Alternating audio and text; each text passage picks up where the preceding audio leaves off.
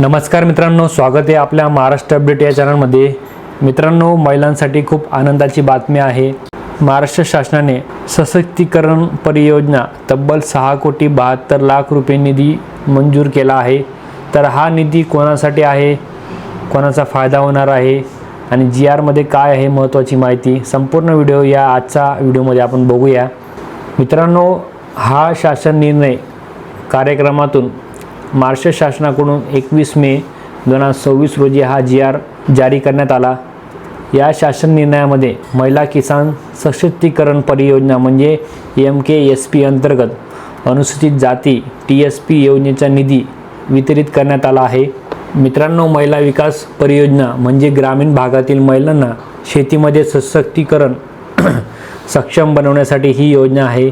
या योजनेत महिलांना शेती प्रशिक्षण, आधुनिक तंत्रज्ञान, सेंद्रिय शेती मार्ग दर्शन, बचत गट मार्फत अधिक मदत, रोजगार निर्मिती, शेतीपूरक व्यवसाय यासाठी मदत केली जात आहे। ही योजना अनुसूचित जाती म्हणजे आदिवासी महिलांसाठी TSP अंतर्गत राबवली जाते। तर किती निधी मंजूर झाला आहे, तर या GR मध्ये केंद्र सरकार आणि राज्य सरकार मिळून 6,72,50,000 रुपये निधी हा मंजूर करण्यात आला आहे। यामध्ये केंद्राच्या हिश्श्यामध्ये 4,03,50,000 आणि राज्याच्या हिश्श्यामध्ये 2,69,00,000 असा निधी वितरित करण्यात आला आहे। हा निधी MSRLM मार्फत खर्च केला जाणार आहे।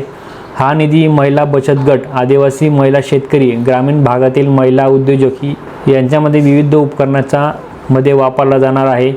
महिलांना आर्थिकदृष्ट्या सक्षम करण्यासाठी महाराष्ट्र शासनाचा हा प्रयत्न आहे।